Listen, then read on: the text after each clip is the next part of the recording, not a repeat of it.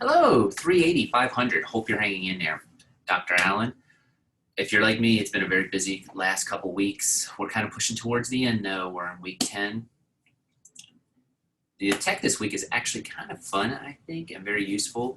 So instead of me just sitting here babbling and doing that, let's just share the screen and we'll kind of jump in and break down what we need to do this week. All right, let me just go ahead and jump to our homepage here. I'm going to pull up the syllabus because I want to show a few things before I talk about your assignment this week and kind of how it relates to the classroom. If you scroll down, one, let me acknowledge a goof. This actually for this week says 316 to 328. That should be 322. I think I even mentioned that about a month ago. I fixed it on the Word document and for some reason never loaded up the PDF on the Sky site. That is 1000% on me. It doesn't really alter anything with the class or the course or deadlines or anything like that, but it was a typo and I just felt like I better own up to it. This week we're going to actually work with Flipgrid. I'm going to control myself and not start talking about Flipgrid yet, but we're going to work with Flipgrid. I will say I think most of you are probably at this point familiar with Flipgrid and what it is. Believe it or not, a year ago at this time, it seemed like most people didn't know anything about Flipgrid, but because of the pandemic, it has become a very popular tool in the field. Our assignments this week is, again, a straightforward week. It's going to be discussion 9, and that's really just related to how you would use Flipgrid. The blog, if you like Flipgrid, and the Flipgrid assignment itself, I will talk about that here in a few minutes. I did want to kind of look down the road a little bit. If you look, there's not a whole lot of techie type stuff coming up until the very end. We are going to film a lesson next week, and if you want to start thinking about that, that's fine. If you're in the field, you may even kind of see what type of tools they have, but I think you probably want to go ahead and start thinking about getting used to yourself being filmed on camera. Again, this is for next week, but even the Flipgrid kind of connects to that. Because when you do EdTPA, and that's going to be a word that you're going to start hearing a lot more as you get through the Ed program, you do have to film yourself teaching a lesson for your submission for basically your EdTPA capstone.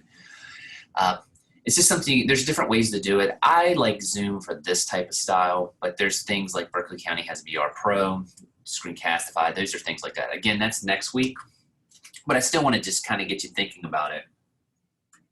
And maybe you already have a lesson that you're planning on or you would like to film. You don't have to do a whole 40-minute lesson. It's only like a 5-minute thing. But I just want you to kind of start thinking about some of the tools. I'm going to actually show you something called Swivel. We can't do it in the virtual classroom, but it's a pretty neat tool also. So again, just think about that a little bit, maybe ways that you can film yourself teaching and things you might like to teach.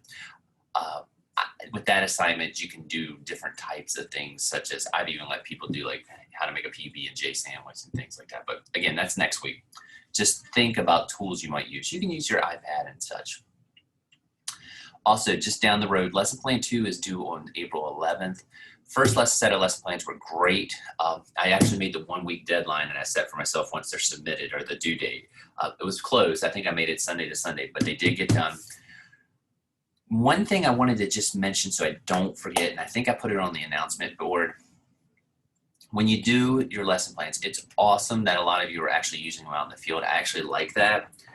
It's not a requirement or anything, but I like it because at least you're getting to see if the tech works or how it integrates into the classroom. With the accommodations, tech can be used as an accommodation type thing. So there is a connection here. I know you might have a class that has no IEPs or anything like that. That's in itself is fine. Could you at least put like some sort of blurb, like if a potential accommodation that you could use? It's something that we look for in lesson plans, something you want to get used to for EdTPA in the future, because you actually have to acknowledge those type of things. So just make sure you note something. I'm not looking for anything in depth. This is not a lesson plan writing class, and we have people that are all over the place as far as lesson plan writing and such. I think we have some service or pre-service. Some people have junctured different levels and things like that. I'm not even going to, I'll get tongue-tied. But I just want you to kind of think about that a little bit. With that being said, I'm talking about the future. We're really living the now, and that's going to be Flipgrid. I am going to go ahead and close this syllabus out so it doesn't confuse me. and I'm going to go to our week, and I'm going to jump right in. And as you can see, I already mentioned this. You're going to do a Flipgrid. You're going to read 2 articles. They're just some ways to use Flipgrid. The technology is Flipgrid. And again, there's the assignments, straightforward week, blog 9, discussion 9, create a Flipgrid. I will go over how to do the assignment here in a second. Let me say one thing about Flipgrid though. I like Flipgrid a lot. I think it's something you could potentially use a lot in the classroom. One thing about it, I think it actually kind of helps with meeting some of your Gardener type things. And what I mean by that is this is a video response system. And I'm sure a lot of you know this, but you might be able to write a question. You might have students be able to orally give it, state the answer. And, I haven't mentioned this book in a little bit, but actually Tech Like a Pirate, actually, I'm going to post a little thing on there if you're interested. He kind of gets into maybe being a little bit of creative and how you have students answer questions. 320 talks about Gardner a good bit if you're in 320 or if you've had 320. Howard Gardner kind of talks about, multiple intelligence and having different ways to do things. To me, Flipgrid's a nice way to do something that a lot of times we would just do pen and paper and Q&A. You might be able to have students do it another fun way. Like I say, it's gotten really popular. When I was teaching towards the end of my middle school career, I would say the 3 technologies that kind of became my holy trinity, so to speak, were Flipgrid. I use Kahoot a lot. I don't know if I would now because I kind of like Gimkit and Quiz, but I use Kahoot a lot, and I used to use Nearpod a lot. And I think Flipgrid is something you could use pretty often. Now, I will say this, and I hopefully have said this in this class. I think with all of these techs, it needs to be acknowledged. You don't want to overdo it because I think anytime you overdo something, the students become numb to it. So, just, use it in small doses, and I think you can get a lot of rewards out of it.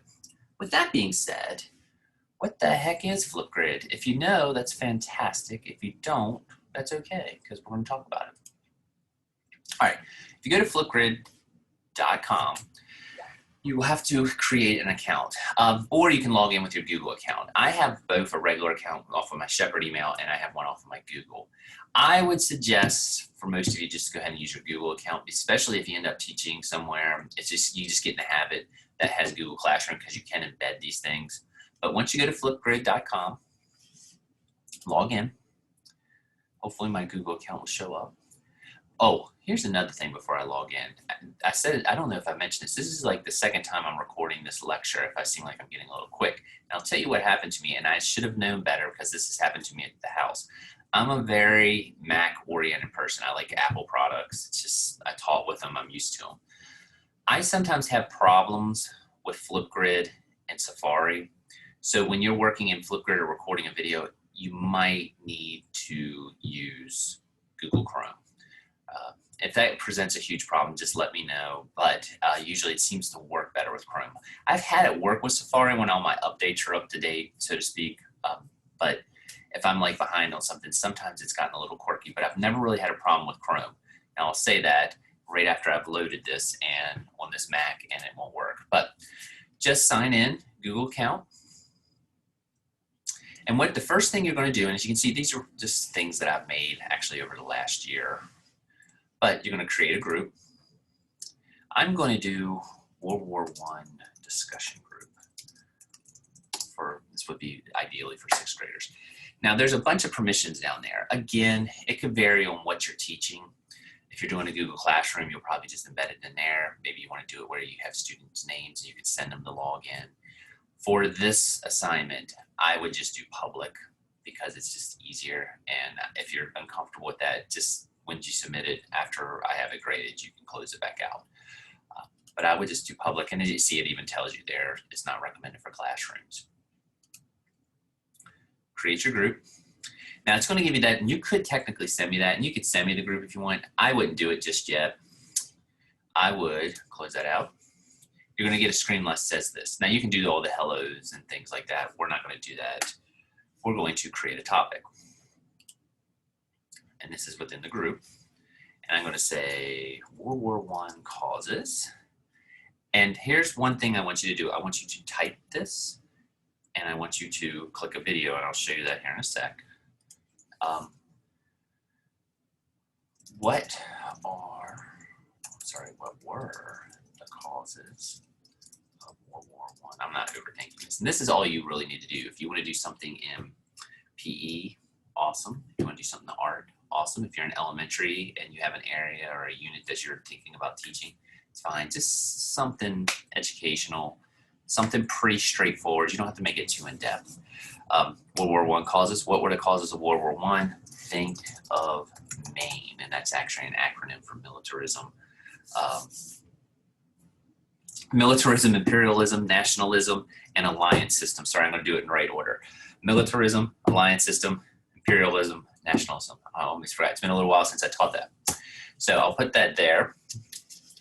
And as you can see, there's a lot of things you can embed in here. There's Kahoots, there's, you know, Google, you can put emojis, things like that. I mean, you can see, we'll put a pizza in there. You see, I can put that there. I'm not asking, you can add all that if you wanted to, but I'm going to show you what I really want you to do. There's Nearpod. Right here is a recorder. That's the Flipgrid recorder. I want you to record what's there and record it. And I'm going to show you in a second. So basically, I want you to give the directions both as a prompt, a written prompt, and a video prompt, just to get used to it. And as you see, let's see if we can do it. All right, and once I click on that, whoops, we'll allow that. Okay. I don't know if it's going to let me do this because I'm on Zoom or not. I've never really tried this. Oh, it did. There you go. All right. Now here's what we're going to do. As you can see, it's going to do a countdown when I'm doing my video. Now I'm just going to talk while this is on. This video is recording everything that I'm doing. So when I want to do my prompt, I'll just go, hello, 6th grade. How's it going? You know, we've been talking about World War I. I would like you, in 1 minute or less, to explain to me what the causes of World War I was. Think about the acronym that we talked about in class, the acronym MAIN. Just give me those 4 things. You've completed the assignment, and we're good to go. And now I'm just going to talk while this is on. There you go. This video is recording everything that I'm doing. So when I want to do my prompt, I'll just go, hello, 6th grade. How's it going? You know, we've been talking about World War I. I would like you, in 1 minute or less, to explain to me what the causes of World War I was. Think about the acronym that we talked about in class, the acronym MAIN. Just give me those 4 things. You've completed the assignment, and we're good to go. And now I'm just going to talk while this. There you go. We don't need to hear that again or have me drop anything else. That's it. That's going to be the video cover. I'm not going to worry about it. I would probably fine-tune this a little bit, but I'm just trying to give you the idea. You could also do a selfie if you just want that to be the cover. So, I mean, watch. Here you go.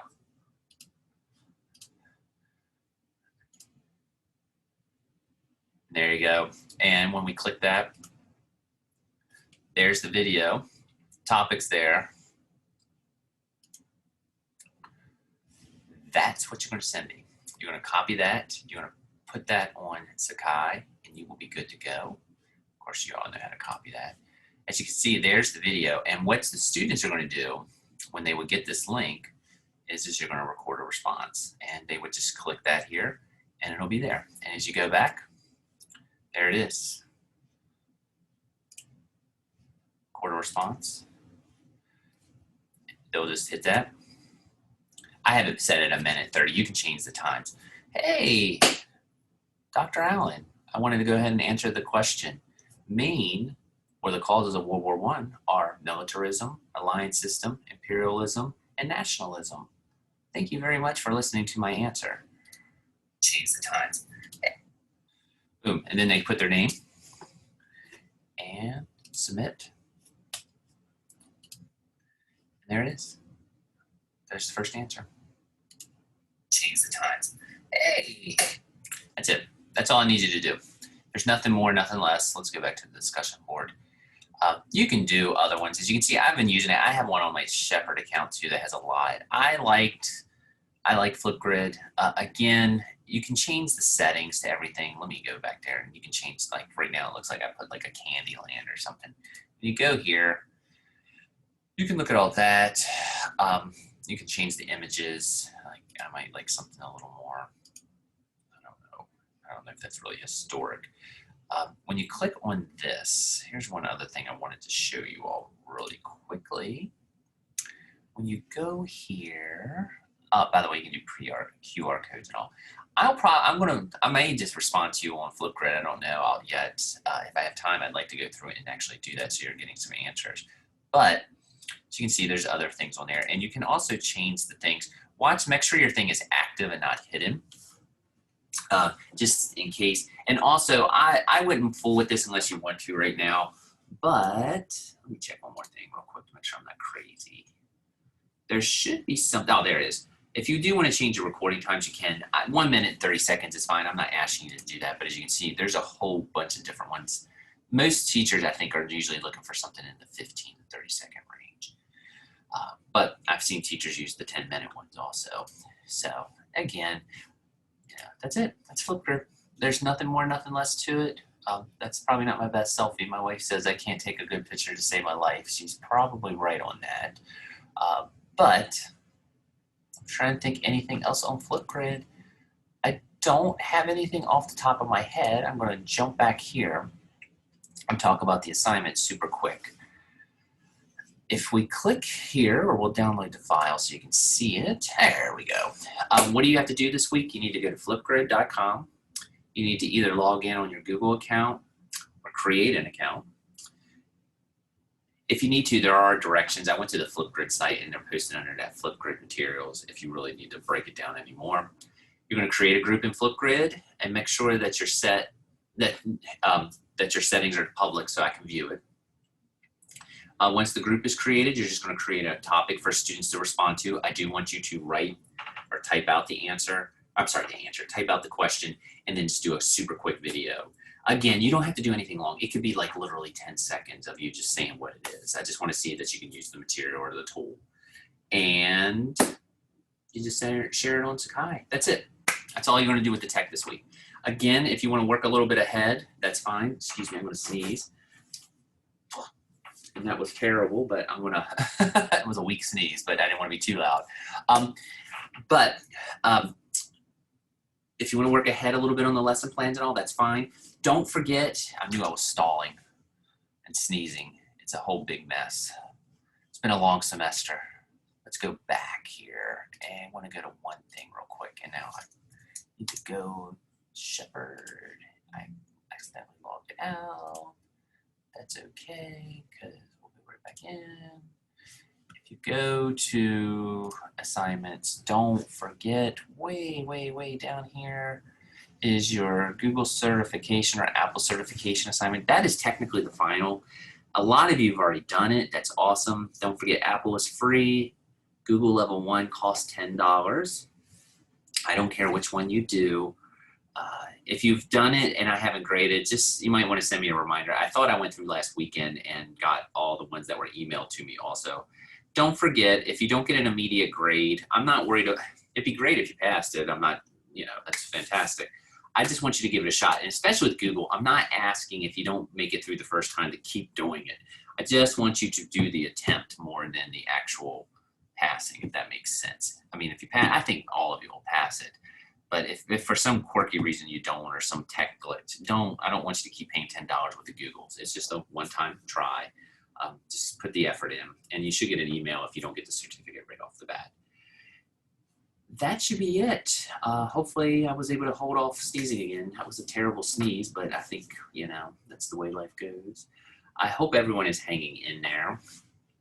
I think we are 10 weeks in. I'm not going to sit here and babble anymore. If you have any questions, please email. You all been, I'm not saying this, you all been awesome about turning the work in and everything and the work's been quality. Let's just get it through. I know a lot of you are out in the field right now, and I know that's probably stressful. I'm out doing observations, and you can probably tell I was out this morning, and it's looking like a caveman or something, so I'll try to clean myself up a little more next time. Have a good week.